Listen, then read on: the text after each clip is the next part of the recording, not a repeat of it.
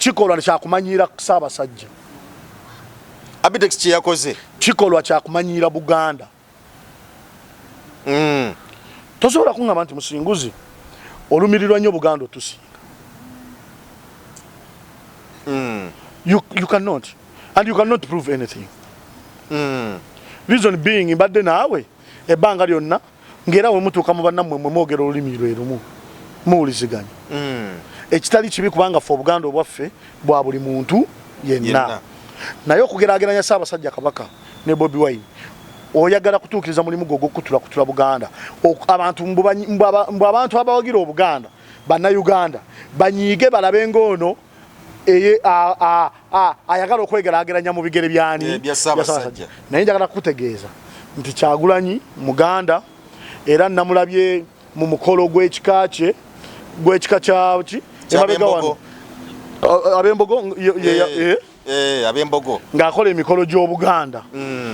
Ekyo ejjinja limu lyakusukkulumako nti toyinaayo kika kyonna mu Buganda ky'osobola kutuula mukolerayo mukolo. ABTEX talinayo kika kyonna anti ye Musinguzi. Ewawewa ye Musinguzi basenga Masaka. I'll never wake up one day tinjagale government eno nga I've lost my father, I've lost my brother, we lost almost everything we had. Naye nga be bamu abalwana mu government eno ngejja.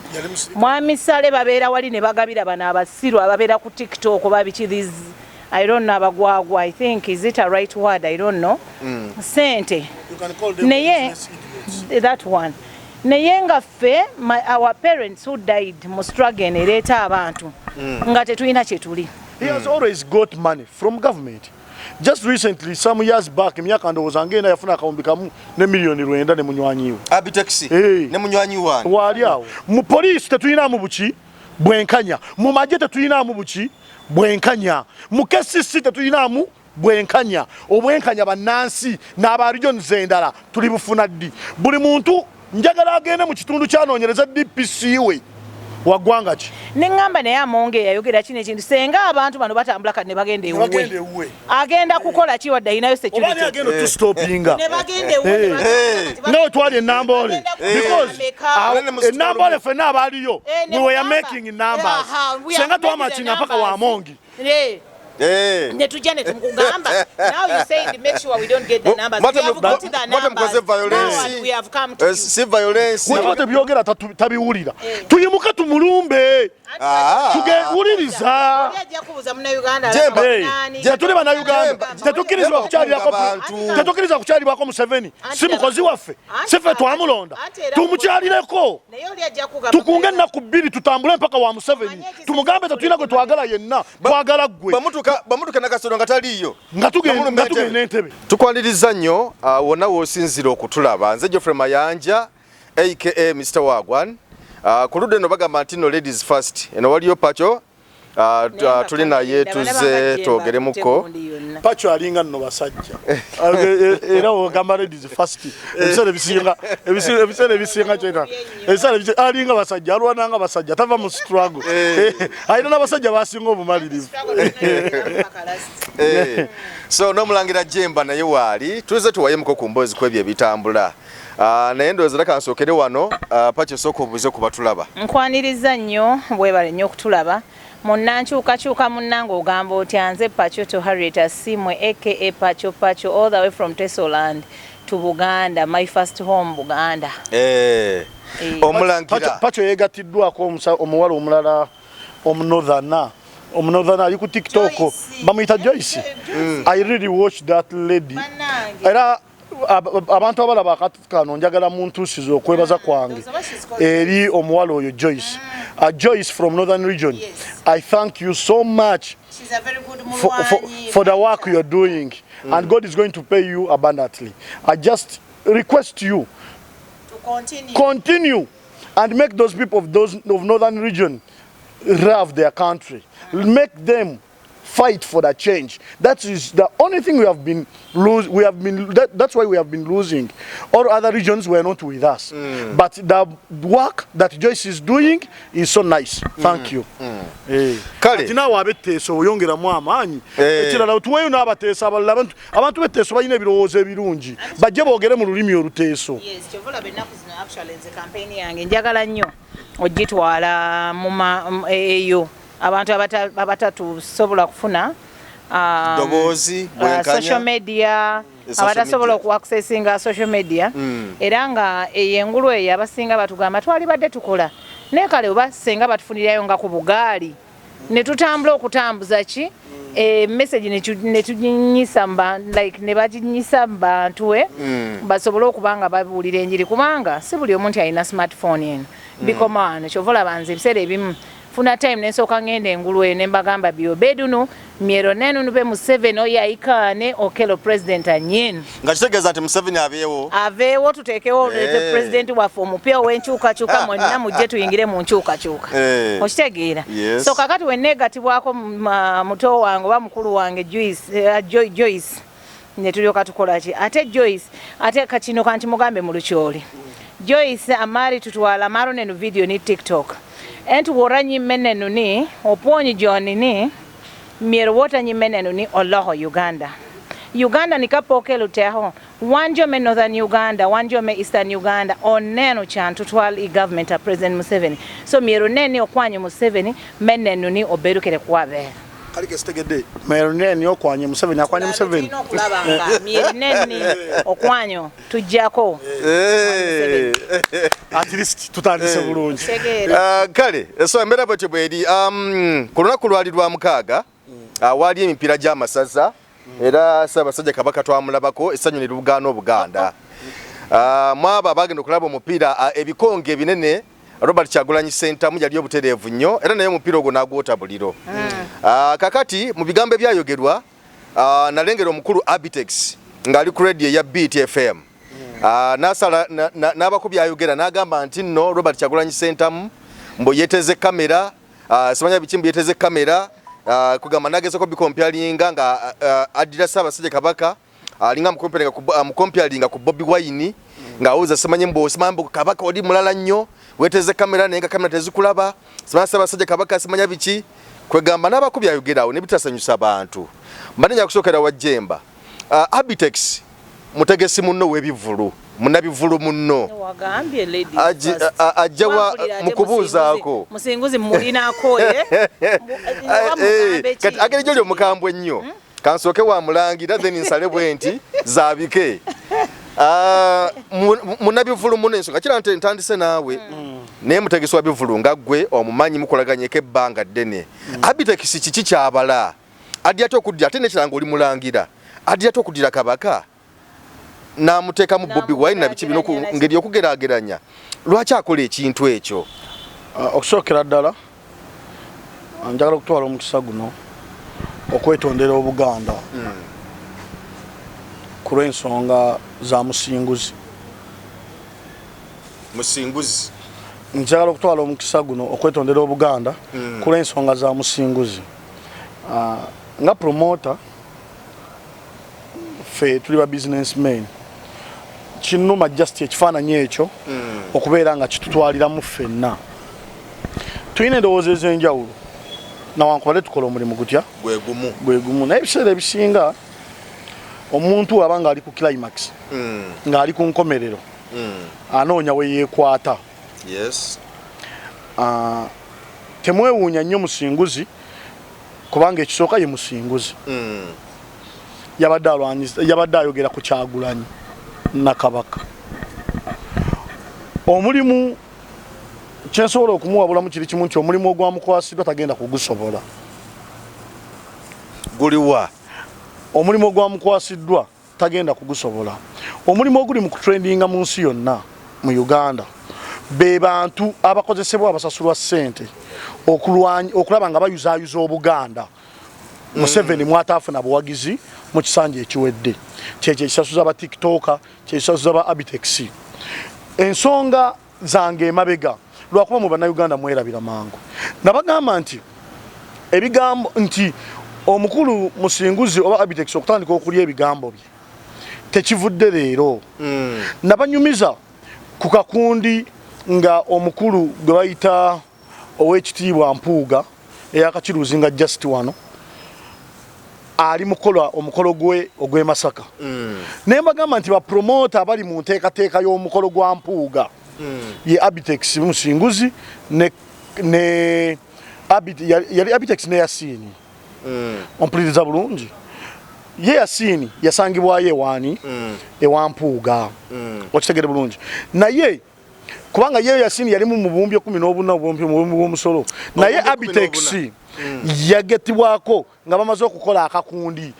nga tumaze okugoba ABTEX mu federation ABTEX otumala omugoba mu federation yanoonya bapromota bayita kolagana nabo n'abakuŋŋaanya n'akola federation ye yaabwe yenkolagana ye weetandikira ne Yasini okitegedde bulungi ey'omuggundu kakati omulimu oguliwo bannayuganda gwakumenyaamenya Buganda bayita mu bantu ab'enjawulo bayita mu bannabyabufuzi bayita mu bantu abalina influence I'm 100% sure nti ABTEX yasuubiza mukama we nti agenda kukola omulimu ogwo ABTEX yasuubiza mukama we nti omulimu agenda kukola bulungi yasuubiza General SALEH nti agenda kukola omulimu ogwo Salimu Saluba mwami Museveni muliriza kyengamba amazene banga nga talaba ku Museveni naye anaatera omulaba kubanga bali munoonya appointment y'aba promoter ogende wa Museveni anaatera okola ki omulaba naye nkugamba we nti ABTEX 100% muguno omulira akolera General SALEH General SALEH ye muntu abeereddewo ABTEX mu bulungi ne mu bubi ne recently ekivulu ky'enkuka we kyamusala we yamanyirira Bobi Wine yafuna $1,15,000 bamu $1,15,000 with proof munkuke mu kivulu enkuke newedde yafune bamu $1,15,000 nga naye amabanja gamutwala okitegedde bulungi naye abantu nga bajjula mu kisaawe wuliriza nga bajjula mu lubiri anti yalina sente yafuna sente abantu bajja beebale ne expense ndowooza zaali nnene teyafuna ki sente naye jeno yamudduukira ne $1,15,000 okitegedde bulungi so okwapreciatinga omuntu akubeererawo wekibanga ekigendererwa kye kulwanyisa ono ABTEX ali mukola mulimu gwe. There are people we are not going to waste time on. Ompuliriza bulungi okugeza ngaba abantu abali mu kukola emirimu wuliriza ngaba abantu abali mu kukola emirimu nga bakolera state okubeera nga basobola okulivinga obulamu. I'm praying so hard nabadde ndaba I felt so much ashamed when nabadde ndaba Lumbuye kutunga agamba ABTEX toyina mnyumba yadde mu Kampala yadde wa naye osula wa nangamba teyali Mulumbye kyenkanidde awo osanga kino kyakola kigenda kumuyamba okufuna ennyumba. Recently nabadde ku program yo nenkugamba nti Mukaaku saamunyiigiddeko ng'afunye obuwumbi obusatu ne banne. Lwaki Mukaaku abadde akaddiye is a political failure nga talina nnyumba atambulira mu taxi okitegede bulungi we yafunye obuwumbi obusatu yaguzeeko ennyumba eka yabwe kale yadde mu kyalo naye yagikoze eki abaana be balina we bayita ewaabwe yaguzeeko yiika 3 ez'ettaka with proof tetwogera bwogezi nonsense okitegede bulungi so wabanga ABTEX ali mukola kino afune ennyumba mpuliranga tetulina kyakikolera we should all agree ABTEX akolera kufuna nnyumba nga Mukaaku we should all agree inti the most selling product in Uganda government today is Bobi Wine. Ekyetunzi ekisinga amaanyi mu government ya Museveni ye Robert Kyagulanyi Ssentamu. Ate naye akimanyi. Okumanya akimanyi president yayimba oluyimba n'agamba kasukaali keeko nze simanyi oba tukongeremu amaanyi geego nze simanyi oba tugongeremu namala nakola statement nagamba yanyeenya muyembe gwayagala okuba ekigo naye nga tegunnagwa bino ebibala ebigubuukabuukako ompuliriza bulungi akimanyi bulungi nti birimu ababigendamu okitegedde naye kulw'okuba tetwagala diversion yakutujja ku mulamwa people who have become useful idiots like my elder I call even him my father ompuliriza bulungi tubazzenga ku bbali tuleme kubawa audience tusigaze ekintu ekyokulwanirira nga tuyiiya mu bwenkanya ngeri gije tugenda okujjako president Museveni naye buli kintu ekinajja we tunaakibuukira abo batumwa kukola ebyo They talk with reason. ABTEX is a very wise man. He has always got money from government. Just recently, some years back, myaka ndowoza ngenda yafuna KAWUMBI kamu ne milioni 9 ne munywanyi we. ABTEX ne munywanyi wange. Wali awo. Naye sigenda kumwogerako kubanga tabiriimu. Yafuna KAWUMBI kamu ne milioni 9. Nga baba wazaaki. Abantu bameka? Babiri. Okitegedde bulungi? Nga baba wazaaki. Sente zonna ze tufunye mu government kwanza nafunako okusendeza aba promoter. Zajja mu industry. Ompuliriza bulungi? Obuwumbi 6 ne milioni 8. Kusendeza aba promoter kulwokuba nasangibwa nkola omulimu ogwo. Ate nga ddala kirufuna lingufiiriddwamu. Nafunako kuki? Ku sente. Muzaba promoters ajja mu COVID. Okitegedde bulungi? Naye ebigendererwa ebiri emabega si bye bikulu. Bannayuganda bakimanye nti gwe kyo eyalinga out tekigenda kuva mu likodi mpaka. Nze nsaba mukulu ABTEX akakane. Akimanye nti nno ayina ekitiibwa ekyokukuuma. Just mukulu munne Emma Serugoyo yamwogerako bigambo n'akaaba amaziga. Kati agenda kukola atya bano aba social media nga bakuba. Nze badendowooza Bobi Wine waaba mubi. Okitegedde bulungi? ABTEX ayina ababi bangi baalabye era n'abeesonyiwa. Oyo omubi amwesonyiwe. Amujjeko engalo. Era njagala jjukire ne kano akantu kayogera ku federation nga tuli mu meeting n'agamba nti abantu abalala bonna tebamuyozaayoza ku birthday ye ey'omwaka oguwedde. Naye ku mazaalibwa ago ag'omwaka oguwedde Robert Kyagulanyi Ssentamu yamuyita ne banywamu kacaayi babiri.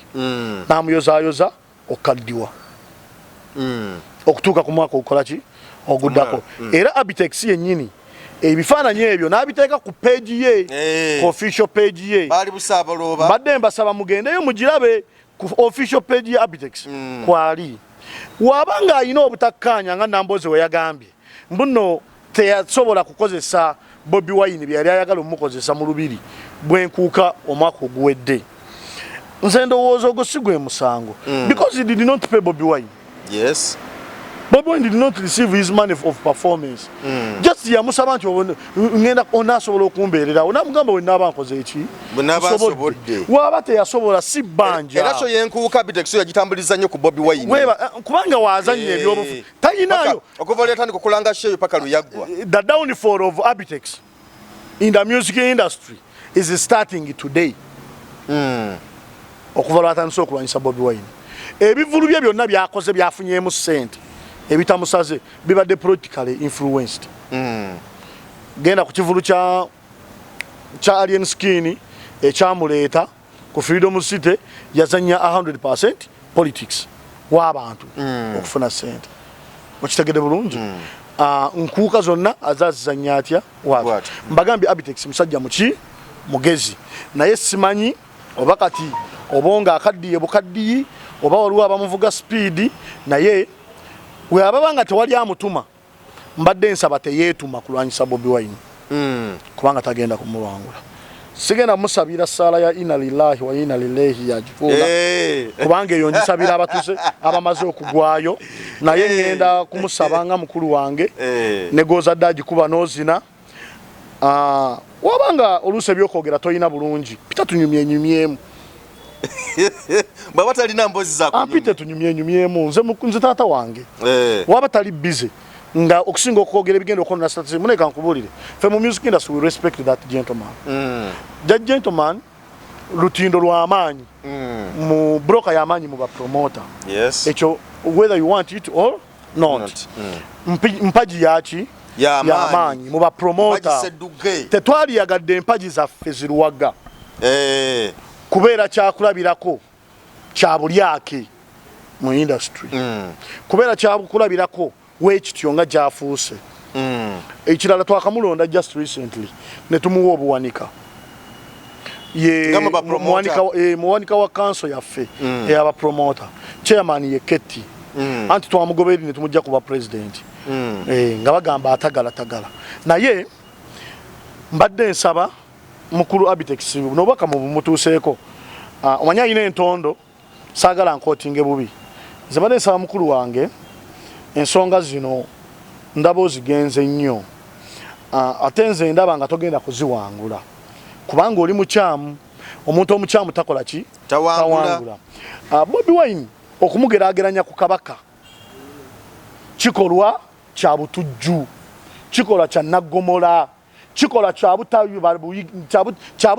butatuuzibwa kikolwa kya butakuzibwa kikolwa si kya buyigirize kikolwa si kya bumanye kikolwa kya butaba na mpisa kikolwa kya kumanyira Ssaabasajja ABTEX kye yakoze kikolwa kya kumanyira Buganda tosobola kungamba nti Musinguzi olumirirwa nnyo Buganda otusinga you cannot and you cannot prove anything reason being mbadde naawe ebbanga lyonna ngera we mutuuka mu bannammwe mwe mwogera olulimi lwerumu muwuliziganya ekitali kibi kubanga ffe Obuganda obwaffe bwa buli muntu yenna naye okugeraageranya Ssaabasajja Kabaka ne Bobi Wine oyagala kutuukiriza mulimu gwo gw'okutula Buganda abantu mbu abantu abawagira Obuganda bannayuganda banyiige balabe ng'ono ayagala okwegeraageranya mu bigere byani bya Ssaabasajja naye njagala kutegeeza nti Kyagulanyi Muganda era namulabye mu mukolo gw'ekika kyaki emabega wano ab'embogo ng'akola emikolo gy'Obuganda ekyo ejjinja erimu lyakusukkulumako nti toyinaayo kika kyonna mu Buganda kyosobola kutuula mukolerayo mukolo ABTEX tanayo kika kyonna anti ye Musinguzi ewawewa ye Musinguzi basenga Masaka bebano Ssaabasajja Kabaka be bakkiriza okubeera wano Munyarwanda that is it naye ekitali kitya kitali kibi because Musinguzi akoze n'Obuganda for some years era afunye mu Buganda yes nnyo n'Obuganda bumufunyemu kye bumufunyemu okitegedde bulungi afunye mu buki mu Buganda n'Obuganda bumufunyemu buli omu abadde akola kufuna okitegedde bulungi so omuntu nga wafuna platform ennungi nga Musinguzi kiraga obumu n'okukuuma bannayuganda Obuganda bwe bukola ki bwe bulina aleka yakakola enkuuka nnyingi okuleka ze batabukamu n'eruba events emabegaawo naye era n'amala n'azeddiza neeno yadde yeekweka okuvumaganya Kyagulanyi ye ABTEX enkuuka eno ya ABTEX kubanga yasayininga emyaka emirala emeka abuzaayo enkuuka 3 nejja yiye okitegere bulungi so bamukwese ebbali lwakuzanya byabufuzi byakola ki byazanya nze mbadde nsaba tolumba atakulumbye sinawulirawo statement n'emu nga Bobi Wine akoogerako that means nti tonnabakola value gyali tali relevant nze mbadde nsaba mukulu wange obanga tolina byakoogera ompita tunyumyenyumyemu kangendewo omukyalo omukambwe Pacho yaŋŋambye nti ate kati Geoffrey ku ABTEX ndi mukambwe nnyo jjukira Jemba ye musajja mulangira musajja w'emmengo ye ebigambo bye byebyo kakati ngenzewo omukyala omulugwala nayagadde tukibalansinge simanya nkobye nnyo obancho nchogedde bulala natwefuulira nga ba ABTEX anti omanye eri omuntu gwogamba nti sijja kugerera kale gwanga lyo naye onuga nti ono omugundi kati nga bwe ngambye nti ono omulugwala kati oli nanyiiga kati n'omubuuza nze singa ngamba nti ono omuganda n'omugenzi Evelyn Lagu bwe yampitanga gwe mulugwala and we are just okay with it ensonga za ABTEX waziwulidde wazitutta otya one thing is ekisookera ddala ebyamakulu president waffe yatugamba tetera nnyo biwaki makulu naye I think ekyokubanga ayagala kwefuula nga Anita Amongi kamuddemu kanbeeko kyenjogera kubanga Anita Amongi abadde ayagala kwefuula nnyo nti ayagala kwawulawo okuleetawo divinity wakati wa bannayuganda so njagala kujjukiza omwami oyo one thing nti ekisookera ddala ye Musinguzi I think you can hear his name nze Pachoto mva wala nnyo ne we came to Buganda and it is where we got peace oba we twafunira emirembe nti buli kimu kyonna tukikoledde mu Buganda taata wange we yali mu lutalo luno olwaleeta mwami Museveni kyova olaba sitifu abamu abuuziza ekibuzo n'agamba Pachoto ali twefuulira sisobola kwefuula mwami Jemba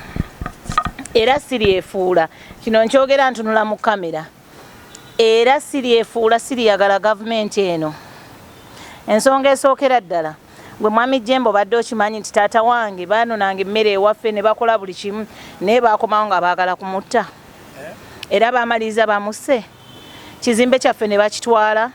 we bajja okwagala omutta ku olwo lwasookera ddala mukulu wange gwe nalinzirako he was called Ng'oru Samuel basanga mama nga amuweese ku mugongo we basanga tata nga taliwo ne bagamba kati tuttemu mukazi we nga tulya kyaggulo kyali kyaggulo nze nno senga kati nze mbuyaga ezikola ki bakuba amasasi nga neebasenga bumanyi omwana omuto kozi nalina emyaka ndozange 4-5 nga neebasenga wali amasasi ne gampitako ameka 3 buli omu n'alowooza engeri gye siri kwenyeenya nze mpedde ne bamanya nti nze banzise bigenda kuluma taata wange ne mama wange kabamutte engeri gye batamusanzeewo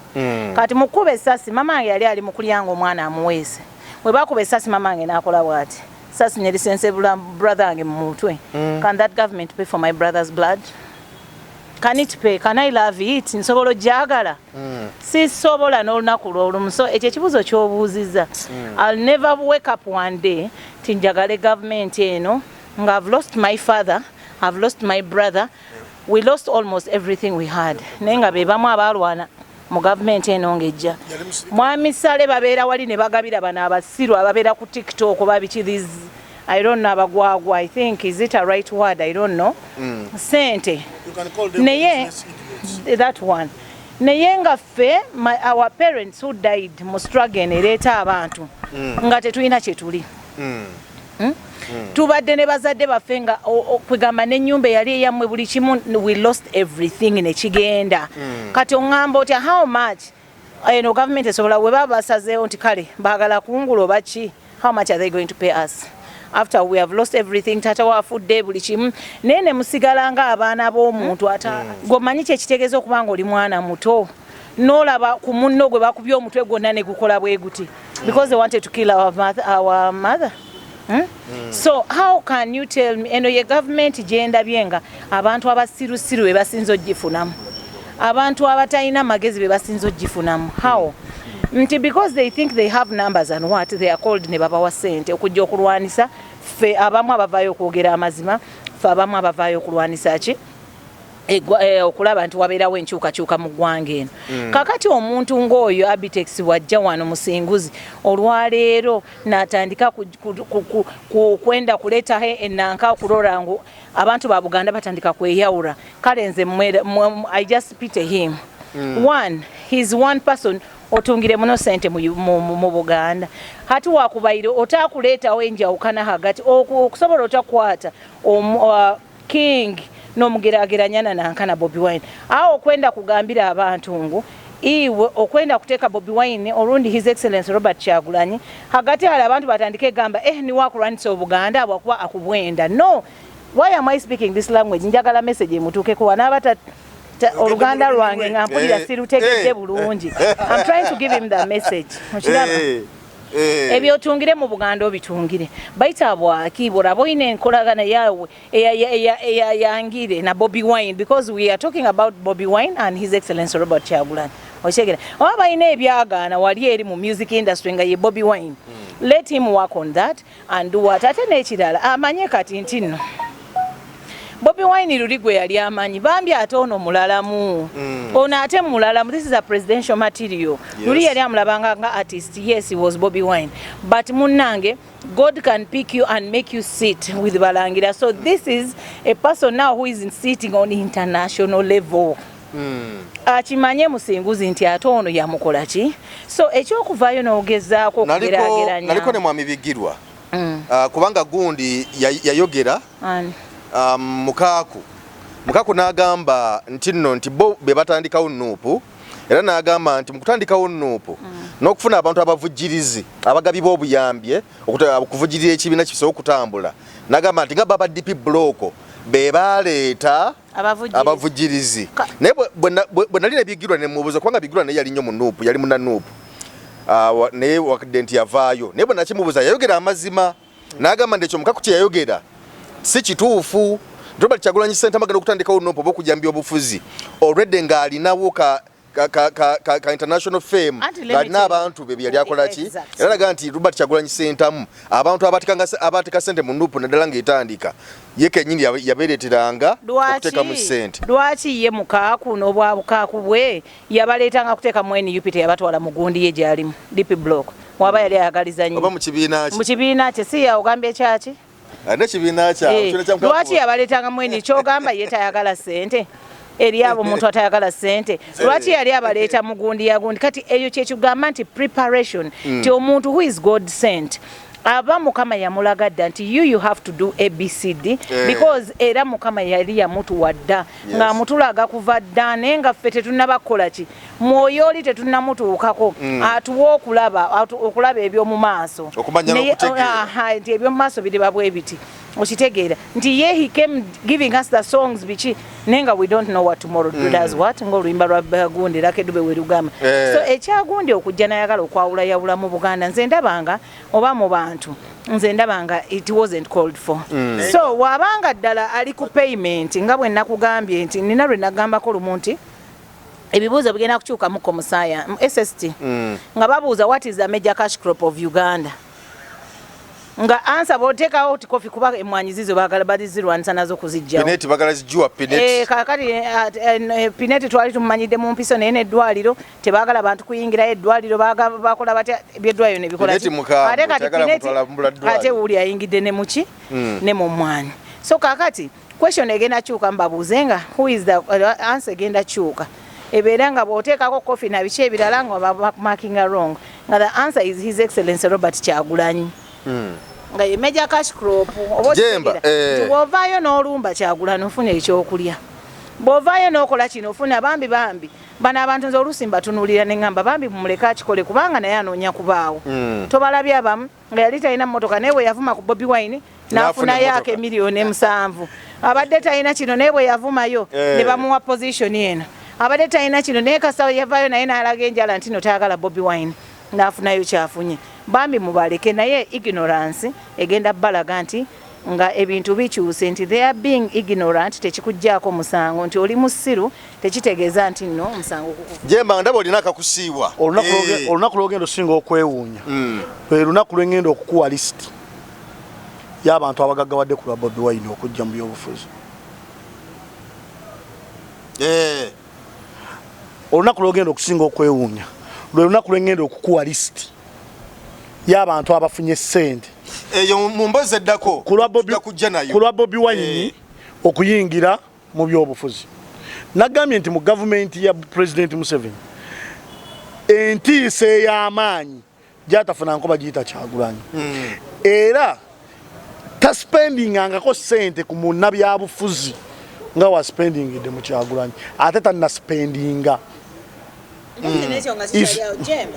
njagala kubuuzaayo kino ekibuuzo gwe nga promoter nga promoter munnauganda ate omuganda make sure those baganda don't get the numbers kiki kye mwalabye Namboole walabye eki kino ekintu what message goes to Mwami Museveni ne government ye kiki kye walabyeyo ate twakawulira statements make sure these baganda don't get numbers ati mu parliament so se Namboole if they talk about the numbers she's right so make sure these baganda yabadde erudde okufuna abantu gwe kati kankubulira ekintu kimu nze nali mbagambye saagala Speaker wa Uganda yetondere Buganda nabagamba nsaba munaku 24 abirenga avudde mu Buganda ave mu Buganda deyo mu mbozi nga ndi wa naye akolera bana Uganda bokka era bana Uganda ambasaba abali mu Buganda mpuliriza you make sure these Ugandas don't get numbers atuvire because tatwagala nze njagala tulumba amakage ani nange kye nagamba gali wano mu Buganda wagamba sula wa kololo nagamba sula kololo wali awe kololo njagala tulumba amakage aina n'amaka amalala ku luguudo kusaidi y'emukono njagala tulumba amakage gyonna gye gali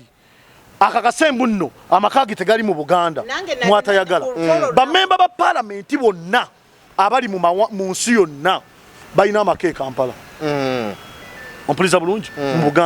mu Buganda litabiro mbadde nze nsaba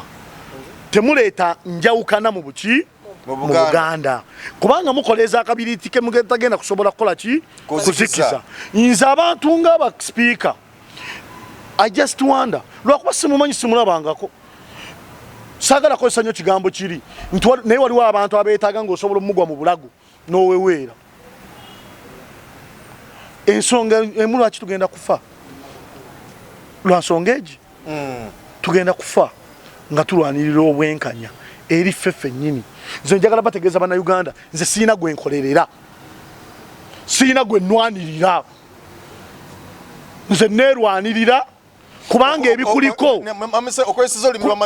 kubanga ebikuliko gwe munnayuganda alumwa biri kunze okitegedde ebikunyigiriza olwedde bikola ki binyigiriza manyiti wakati mu kwerwanirira emyaka eginajja abaana bange benzadde n'abazzukulu ne batasangawo mbeera eno nja kubeera nateeka etafaali ku ggwanga lino eggwanga lyaffe oba mwagala oba temwagala oba oli munyolo oba oyagala oba toyagala that is the gift you got okubeera omuki omunyolo we Abaganda nalaba Honorable Kayemba Solo I want to appreciate him nalaba Honorable Kayemba Solo ng'agamba nze ndi Muganda mu parliament ate obwavu buzze nga buluma Abaganda naye mmwanyi efunye sente season etya season emu mujirwanyisa omukulu speaker w'eggwanga n'agamba ne ka video nkayina wano n'agamba nti toteeka tribalism mu mwanyi yaffe weyamala n'akuba omuntu akama make sure those Baganda don't get numbers kitegeeza Kayemba yawangula ane kanyini yagamba yetalimu mwanyi sente azifuna mu kulunda okitegere bulungi ate era mutuufu azifuna mu kulunda kubanga ente tezisasula musolo amatete gasasula musolo njagala ombuulireyo omuntu omwe yawo njagala ombuulireyo omuntu omwe yatunda ente 2 ne bazitema nnyama ne basasula omusolo ne bagamba nti ku nte eno yakadekamu ne miliyoni 3 omusolo gw'eggwanga kuvuddeko emitwalo 2 gavumenti yeekuumye nga yeegaggawaza abantu baayo njagala kutegeeza ekigambo kyenjogera buli lunaku nammwe abamemba ba parliament muyimireko ku magulu gammwe 2 mutegeere muyite mu parliament mureducing enamba y'abantu ba Western Region abali mu parliament Western Region yokka eyina bamemba ba parliament 270 lwaki yo yankizo teyenkanakana na region zindala lwaki tewaliwo equality mu parliament buli region nebereta bamemba ba parliament abekyenkanyi because for them they want numbers of votes nga bayisawo ebyabwe bakola ki byagala njagala kino njagala kukitwala eri deputy speaker Tayebwa kuba yencha mubalamu ku magezi mbadde nsaba kubuuza deputy speaker Tayebwa nsonga ki gyosobola okuba bannayuganda lwaki parliament gyokubiriza region yemu evamba memba ba parliament 270 nga kitegeeza nti wokuŋŋaanya 91 abava mu Buganda 84 abava mu Northern Region 81 abava mu Eastern Region wobagatta era region eri eya Western esinga enamba otegede bulungi era njagala kubuuza ba Honorable Namboze ba Honorable Nsereko ba Honorable abalumirira eggwanga njagala kubuuza ababaka ba parliament mwenna aba NRM n'abatali lwaki mu parliament temuli bwenkanya mu representation lwaki region zizaffe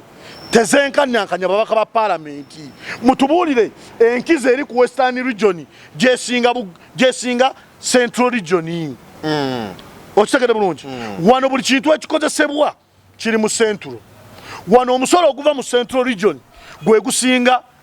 region zizonna obungi ompuliza bulungi lwaki eyina ababaka 91 nga Western Region eyina ababaka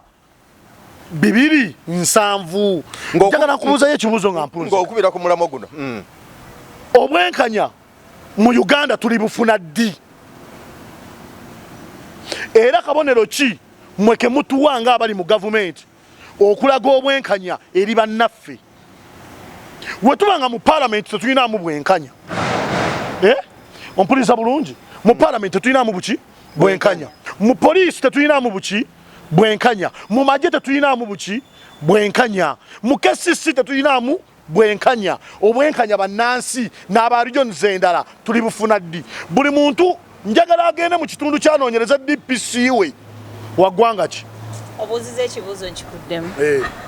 tujja bufuna nga Uganda ffenna tusitukidde wamu okulwana ne tulaba nti wabeerawo enkyukakyuka tulinda kyokulwana anti because abaliyo tusooka tuve mu bigambo tebakyatuwulira tulumbe Museveni tumuggyeko ku mpaka anti tulumbe gwe nange tuyinza okuba nga tulina amaanyi n'authority okutandika okutambula naye ekibuuzo kiri nti banaatwegattako abalala abantu bannayuganda batiitiizi abantu tubakowodde abatagenda twegattako tebagenda twegattako forever pocho abantu bannayuganda tubakowodde tusacrifice obudde bwaffe tusacrifice sente abakankubira amasimu lwaki oli mukyala lwaki tova mu bintu bino n'abaana bange ne babatuke ne bamama mwe mumugambe lwaki bino ebintu lwaki tabireka avenga lwaki ayogera nnyo akuba gavumenti biki naye nabagamba era buli bwe nyambala balinanga omuze ogumbuuza mami olagawa mami neera oligenda mu bino ebya vidiyo mami kuba abaatuuka ewaka ne bathreateninga abaana bange ggwe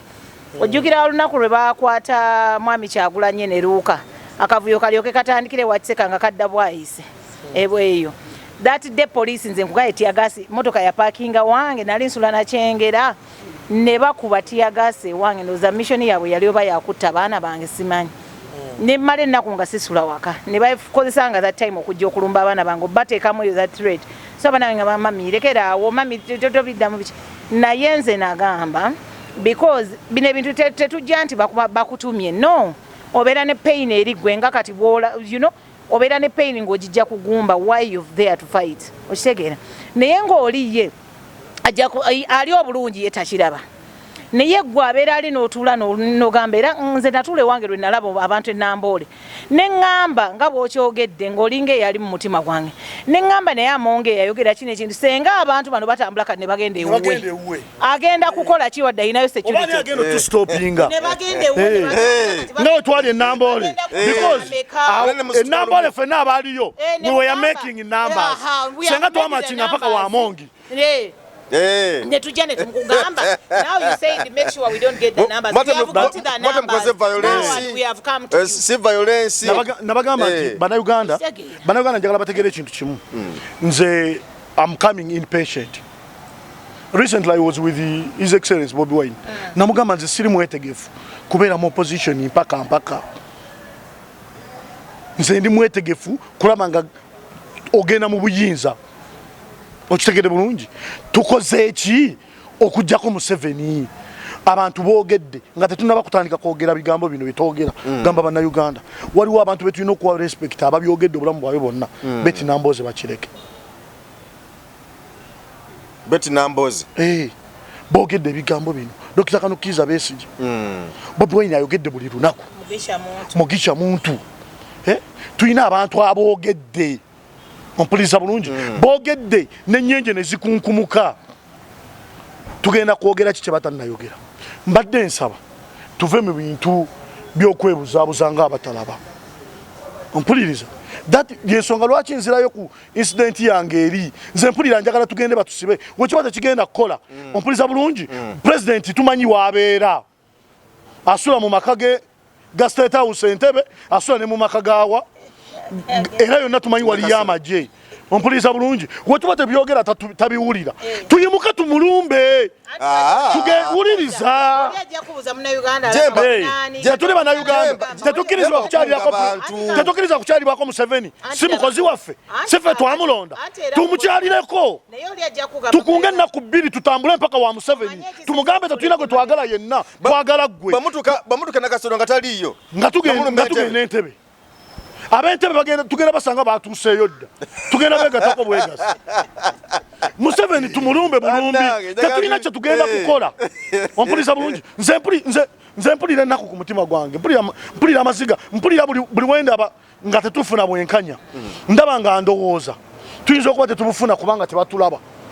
muyinza okuba bye twogera tebabiraba tubalumbe straight forward twejjemu bannabyabufuzi ompuliriza bulungi bagamba bannabyabufuzi baba bibinoonyeza byabwe ffe tetulina bifo bye twagala gweyagala kifo ki tukwate ekkubo tulumbe Museveni yennyini tumugambe yeffe bannayuganda ababadde ku mativi ompuliriza bulungi nga twogera obutali bwenkanyabo kakati ekituleese kyekino tubadde tukusaba mu mirembe tuviire abasirikale banzo okubaganya okutuuka ku state bajja tulemesa senga tugenda babiri ne Pocho naye we tugenda nga we twabadde Namboole bajja kutulemesa balemererwe naye wanalaba ku kamera nga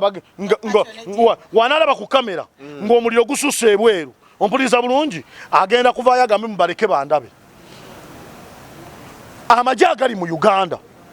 ne poliisi eri mu Uganda enamba yaayo ntono nnyo kufe bannayuganda abanyigirizibwa era tebasobola kutulwanyisa fe abanyigirizibwa ne batuwangula basobola okututta basobola okututta kuba balina emmundu naye tebasobola kutumalawo nga bannayuganda Museveni asibye abaana mu makomera Shamimu Malende yekka yakajja abaana 807 mu makomera bayiriko lyomwezi nga Mulambe mabega 807 mu makomera oyo umane MP we Kampala yakajja abaana mu makomera 807 Kompuliza bulungi tayinayo mwana gwe yali asabye mutwalo gwa mafuta era nze njagala ku appreciating Malende thank you for what you are doing ekyo kiraga obutali buki bwenkanya okitegede bulungi naye ono Museveni kitegeeza tasobola kutumalawo ffenna nze mbadde nsaba President Museveni akkirize mu kaseera kano mbeereko omuwabuzi we ensi ekukooye nkuwabula ompuliriza ekigendo kuwa emirembe kwe kuva ku ntebe ogende twegayirire bwegayirizi tuleme kukusiba kubanga olwedde okaddiye olindiridde kufa mudakikazi nezibula yentonotono mbadde njagala tujjewo n'emmotoka kulwokuba agenda kubeera ali waka emmotoka tugenda kuzikulekera ezimu tugenda kujjako toyi yokka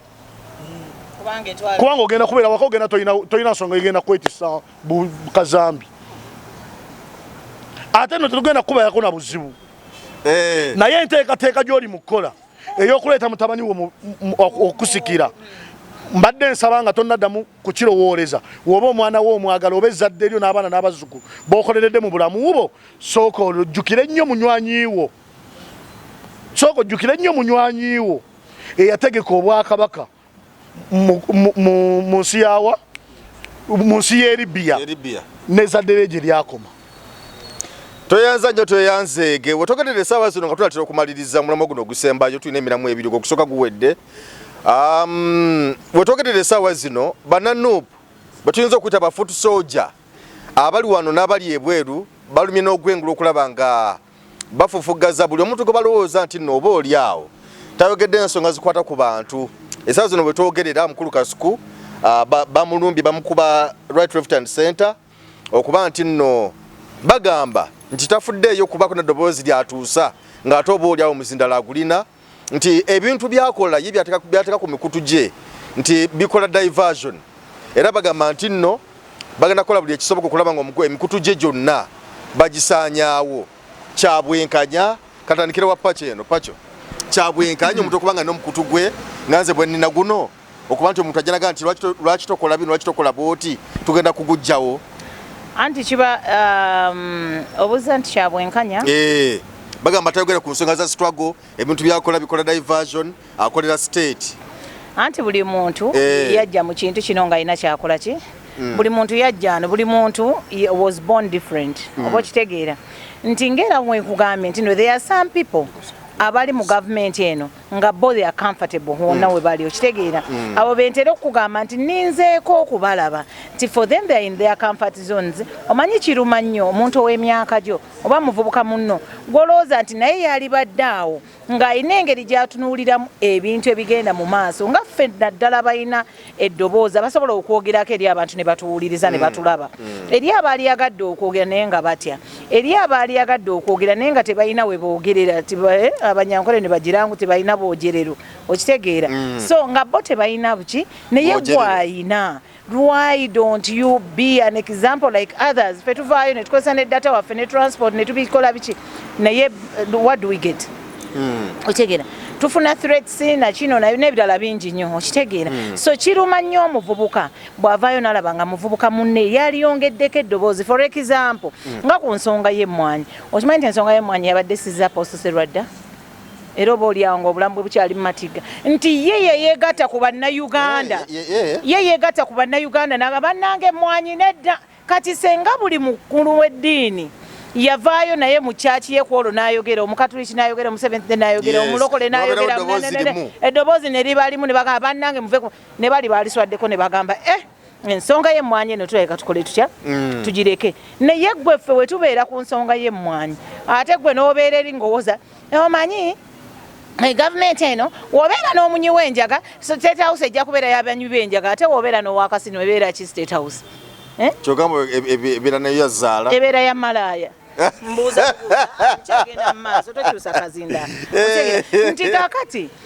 why did I bring that example nti tuba tulowooza eyo message weba yabaddewo nga kyabaddewo nga buli omu kyabadde kwegamba ye yabadde hot topic mweba other people involvement yammwe ate nga mwina following eriwa muyambye mutya eggwanga lyammwe how have you loved your country and helped your country okitegeera nti ye Apostle Serwadde yavaayo n'abyogerako n'agamba bannange nedda emmwanyi nze yensomeseza yeekoze kino oba families bwezi ne bweziti kya survived on mmwanyi then you abalala why are you preaching other things and you're trying to kuvoola again not even preaching what you're supposed to follow in your Bible oba okitegeera bulungi nnyo you're trying kati ekyo kituleetera okugamba you a state mafia and you're trying to divert us from what we think is right mwe musobole okuyisa because government pays because most of these bloggers banji Salim Saleh balabye n'awa sente okitegeera just because they are there for them they are there to praise and they are there okulaba nti bwe tuba tulina ensonga gye tuliko nga bo bagamba afe yo tujja jizikiza tujja kuteekeo kano eno story ereme kola ki okugenda nnyo mu maaso naye we are not there mbu twagala nnyo mukuba toba okulaba nga oba chano ye bagijjako beekola ki what these people are trying to send him the message nti ddamu amagezi nga muvubuka munnaffe obeere nga chano yo gikozesa something that can empower and bring out like struggles z'abantu banna Uganda nti olaba bana abasinga okwogera abasinga tebali muno mu Uganda naye olowooza eyo gyali lwaki abeera yeeyo n'agamba era kayo olowooza lwaki omuvubuka oyo abeera eyo gyali n'agamba kanjogere ku nsonga z'e Uganda because awulira nga muvubuka kimukwatako ayagala okulaba change ayagala Uganda ekyuke oba oliawo naye kyamutwala neeye bweru it is not sikweyagalira naye yagendayo lwakola kati kimuluma nnyo okulaba nti omuntu eyabibadde n'eddoboozi olina following olina ki kale siganye gavumenti ne bwebeekuwa naye olumu girageeko nti bannange mwami Salim Saleh wadde ndya ssente zo naye kino ekintu kyemukola kibi oshege Jemba tunatera okumaliriza olwakale katwalaganya misinde ensonga y'aba foot soldier bananup okubeera nga balumba because twalabakaawo basuka kulumba lili puzzle kyebayita kubyeyogera abantu nga bafa abavaayo okwogera kulwa struggle nawe oli foot soldier nze kyonna kyebampitanze nakkiriza naye wembanga nwani ndi ku struggle nga nwanira struggle kyonna kyebampitanze ebiseera ebisinga mbadde njagala nnyo obudde okubuwa ebintu ebyamakulu era n'olw'ensonga eyo kasuku yaani tomanyi kasuku ate zalawo nga liri mubiri nedda mbuuzi kyogamba Jemba tomanyi kasuku kubuziza yaani kasuku buloga musajja munnamawulire alina omukutu gwe baguyita kasuku live yakoze eki omukutu gwe omusango ogumuvunaano butayogera ku nsonga za abireke tayogera ani kati kyekimulumbya lwaki tayogera watayogera ffe tetwogera nemwogera njagala kulumba muntu yenna ompuliriza bulungi avuddeyo n'atulumba tetugenda kusobola kukola balabe bangi tetugenda kusobola kukola balabe baki bangi tugenda kubeera n'ab'okulwana nabo baki bangi ompuliriza bulungi waba abadde bamuwa kalowoozo kakutuyamba atwegatteko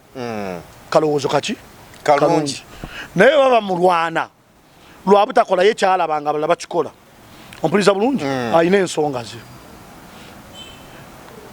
si buli muntu ayina audience nti tugenda kumwetaaga okutwogerera waliwo abagenda okutwogerera ng'olwedde balina bye batunoonyaamu I rather go with that one who has kept quiet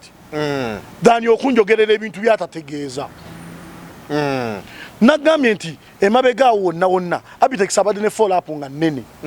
ng'ayogera ku bintu by'enkyukakyuka okuva yatandika okulya ebigambo bye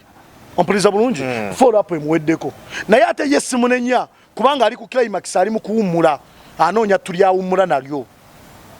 ekyoja mu miro okitegedde bulungi anoonya kuwummula mpumudde ntya musajja mukulu akaddiye oyo mukulu waffe mu ndonge akaddiye nno nze taata wange kubanga ali mu myaka gya taata wange n'okumusingako okitegedde bulungi omulimu guno agukoleza ebirungi muyawulira ABTEX ng'akyali nange namuwulira nkyali muto kakati oyo ye sisobola obutamunenya anoonya we awutunga mukaako nze mukaako saamunyigidde era njagala kwebaza Bobi Wine weebala okubeera ng'oyambye abantu abamu okugaggawala ate n'otabafunako mutima mubi era nkwebaza okukkiriza abakulidde mu kibatu okitegedde bulungi bano abasigadde ffe tetubanyega ensi ejja banyega obudde tubujje mu diversion ze bakola oli wabanga ddala aba akoze diversion wetumuwa obudde bwaffe oba okwogera ku nkyukakyuka aba awiniize tuba tumwogeddeko so simanyi kasuku yaani nja munoonyerezaako ndaba amakulu ge wekakoma ndiddamu ne mwogerako wendigalaba mulangira ate salawo olyoleese mu ggwanga lisukkiridde mutukirize tumalirize show katumalirize show tugende tuve wano naye sebo kasuku musajja wa amaanyi alina omukutugo bagutta kasuku layi njamunoonyereza musajja yakolerako ku Dembe FM ebbanga perspective ne buli omu ammanyi sinamuwulira ate sola na kumulumba kubanga sinamanya na kyayogedde senga aba yayogedde ku Bobi Wine wabatanamwogerako wabatanamwogerako kitegeeza sigenda na kumunoonya tanafuna makulu kano gamba buli ekintu kimu obuzibu bwammwe muwa abantu amakulu ge batanafuna agalina musajja sebo yomukubasajja abasiga okutrendinga ku kitimba yebale kutrendinga kati olaba atrendinga nze simumanyi bannayuganda bangi tebamumanyi tugenze tutegeeramu abantu ab'amakulu ne ku social media kuno tuyina betumanyi ne tuyina betutamanyi naffe waliwo abatatumanyi okitegedde bulungi so wamma abakola amakulu ku social media abayimirira ku nsonga z'abannayuganda neyanziza okuba nga mmwe mbamanyi ng'oba oyagala mumanye gezaako kumuntangaza n'ategeera then noonyereze ku makulu ge toyanze gagange nze Geoffrey Mayanja aka Mr. Wagwan pacho gwe mbadde naye n'omulangira Jemba ezalawo gwe liri mu kyenda katonda akuwa omukisa